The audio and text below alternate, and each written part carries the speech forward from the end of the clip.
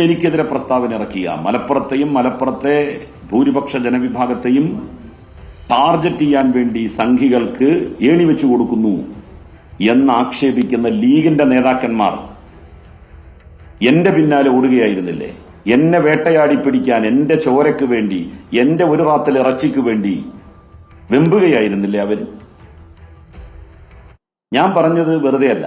NIA-യുടെ സ്വർണ്ണക്കടത്തുമായി ബന്ധപ്പെട്ട വിഷയത്തിൽ അന്വേഷണം നേരിടുന്ന ഘട്ടത്തിൽ എന്റെ ഭാഗത്ത് ഒരു തെറ്റുമില്ല എന്ന് മനസ്സിലാക്കിയ അവിടുത്തെ ചില ഉദ്യോഗസ്ഥന്മാർ, കസ്റ്റംസുകാർ, അതുപോലെ തന്നെ അവരൊക്കെ എന്നോട് പറഞ്ഞൊരു കാര്യം, ഇതിൽ ബന്ധപ്പെടുന്ന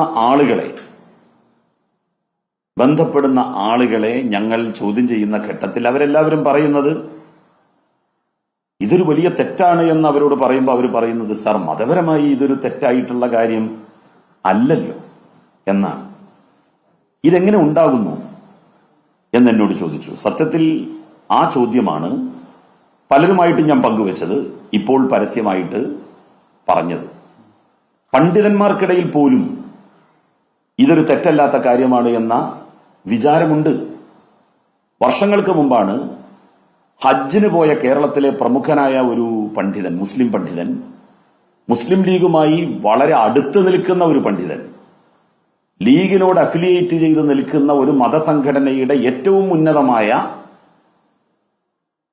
സ്ഥാനം ഇപ്പോഴും അലങ്കരിക്കുന്ന ഒരു പണ്ഡിതൻ, ഇമാം ഗസാലിയുടെ യഹ്യാ ഉലൂമുദ്ദീൻ എന്ന് പറയുന്ന പുസ്തകത്തിന്റെ ചട്ടയിൽ സ്വർണം ഒളിപ്പിച്ചു കൊണ്ടുവരികയും അത് കസ്റ്റംസുകാർ പിടികൂടുകയും എത്രയോ ആഴ്ചകൾ അദ്ദേഹത്തിന് ജയിലിൽ കിടക്കുകയും ചെയ്യേണ്ടി വന്നിട്ടുണ്ട്. എന്നിട്ടും പക്ഷേ അത്തരത്തിലുള്ള ആളുകൾ മതസംഘടനാ രംഗത്തേക്ക്, നേതൃപദവികളിലേക്ക് വരാൻ യോഗ്യതയില്ലാത്തവരാണ് എന്ന രൂപത്തിൽ മാറ്റി നിർത്താൻ ലീഗ് തയ്യാറായില്ല. ലീഗ് അവരുടെ വേദികളിൽ ഇത്തരക്കാരെ അണിനിരത്തി പ്രസംഗിപ്പിച്ചു. ആളുടെ പേര് ഞാൻ പറയുന്നില്ല ഇപ്പൊ തൽക്കാലം. ഞാൻ ഈ പറയുന്നത് സത്യമല്ല എന്ന് മുസ്ലിം ലീഗിന്റെയോ യൂത്ത് ലീഗിന്റെയോ ഉത്തരവാദപ്പെട്ട ആരെങ്കിലും പറഞ്ഞാൽ ഞാനതിന്റെ എല്ലാ വിശദ വിവരങ്ങളും നിങ്ങളുമായിട്ട് പങ്കുവെക്കും. ഞാൻ ചലഞ്ച് ചെയ്യുന്നു, ഞാൻ ഈ പറഞ്ഞ സംഗതി ഉണ്ടായിട്ടില്ലേ? പണ്ഡിതന്മാരായിട്ടുള്ള ആളുകളിൽ പോലും ഇത് തെറ്റായിട്ടുള്ള ഒരു കാര്യമാണ് എന്ന, മതപരമായി നിഷിദ്ധമായിട്ടുള്ള ഒരു കാര്യമാണ് എന്ന ധാരണയില്ല. അതിന്റെ അടിസ്ഥാനത്തിൽ കൂടിയാണ് ഞാൻ പറഞ്ഞത്, ഞാൻ ഉൾപ്പെടെയുള്ള മഹല്ലുകളുടെ ഖാളി സ്ഥാനം അലങ്കരിക്കുന്ന പാണക്കാട് സാദിഖ് അലി ശിഹാബ് തങ്ങൾ ഇതുമായി ബന്ധപ്പെട്ട് ഒരു മതവിധി പുറപ്പെടുവിക്കണം. ഖാളിമാരാണ് മതവിധി പറയാറ്. അതിന് അദ്ദേഹത്തിന് ബുദ്ധിമുട്ടുണ്ടെങ്കിൽ അദ്ദേഹം മുസ്ലിം ലീഗിന്റെ സംസ്ഥാന പ്രസിഡന്റ് മാത്രമായിട്ട് നിൽക്കണം, ഈ ഖാളി സ്ഥാനങ്ങൾ ഒഴിയണം.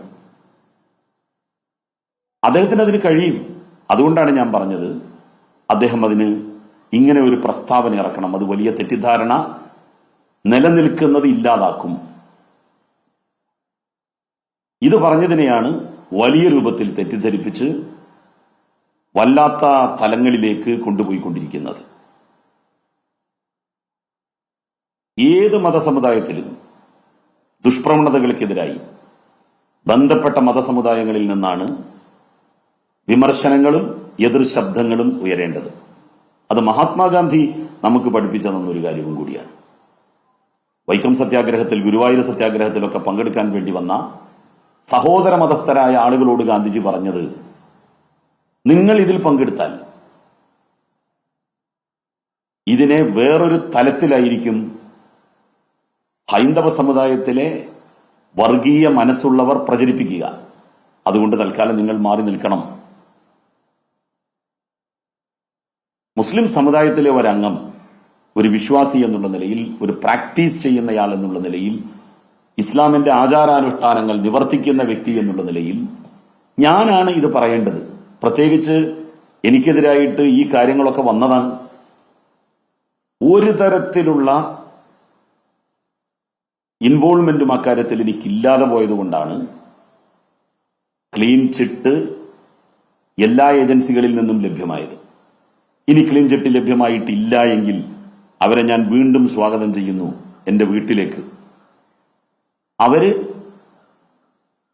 അന്വേഷിച്ച് കണ്ടെത്തട്ടെ. ജീവിതത്തിൽ ഇന്ന് വരെ ഒരു ഹവാല ഇടപാട് നടത്തുകയോ സ്വർണ്ണ കള്ളക്കടത്ത് പോയിട്ട് സ്വർണം യഥാവിധി കടത്താൻ പോലും ഞാൻ ശ്രമിച്ചിട്ടില്ല.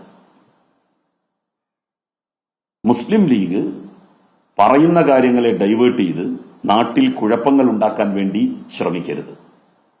ഞാൻ നേരത്തെ സൂചിപ്പിച്ചതുപോലെ പണ്ഡിതന്മാർക്കിടയിൽ പോലും തെറ്റിദ്ധാരണകൾ ഉണ്ട്.